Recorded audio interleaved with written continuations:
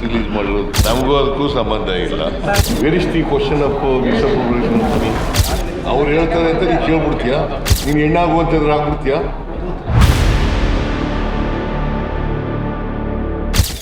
ಮಾಡ್ತಾ ಇದೀವಲ್ಲ. ನಾಳೆ ಮಹಾತ್ಮ ಗಾಂಧೀಜಿಯವರ ತಿಳಿ ಅನಾವರಣ ಆಯ್ತಾ 10:30ಗೆ, ಆಮೇಲೆ ಲಂಚು, ಆಮೇಲೆ ಗಾಂಧಿ CP8 ಗ್ರೌಂಡ್ನಲ್ಲಿ ಜೈ ಬಾಪು, ಜೈ ಭೀಮ್, ಜೈ ಸಂವಿಧಾನ ಸಾರ್ವಜನಿಕ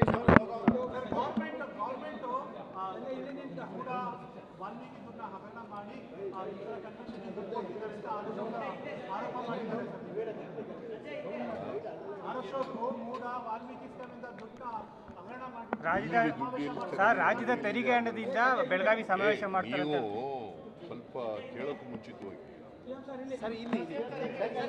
ಈ ಕ್ವಶನ್ ಕೇಳಬೇಕಾ ಬೇಡವಾ ಅಂತ ಕೇಳಬೇಕಲ್ಲ. Where is the question of visa preparation of money? Where is the question of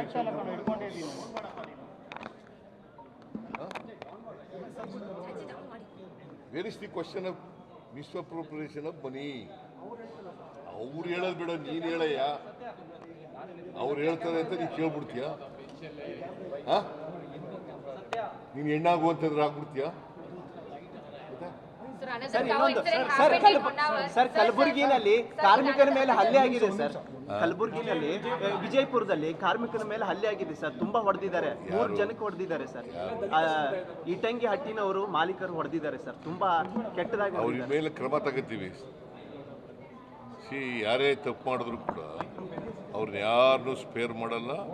ಅವ್ರ ಮೇಲೆ ಪತ್ರಿಕಾ ಪ್ರಕಟಣೆ ಈ ಸಂದರ್ಭದಲ್ಲಿ ಬಂದಿರೋದು ರಾಜಕೀಯ ಪ್ರೇರಿತ ಅಂತ ಹೇಳ್ತಾರೆ.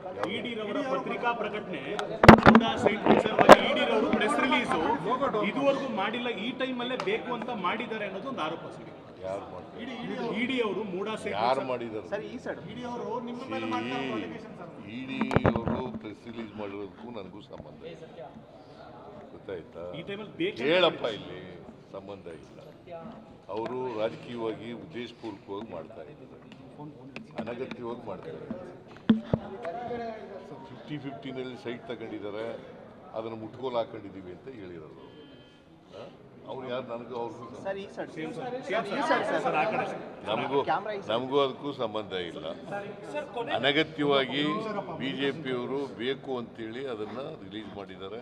ಅಲ್ಲ, ಇಡಿ ಅವ್ರ ಕೈಲಿ ರಿಲೀಸ್ ಮಾಡಿದ್ದಾರೆ.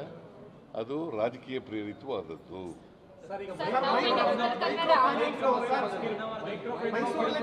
ಮೈಕ್ರೋ ಫೈನಾನ್ಸ್ ಕಿರುಕುಳ ಕೊಡ್ತಾರೆ ಅಂತ ಆರೋಪ ಇದೆಯಲ್ಲ ಸರ್.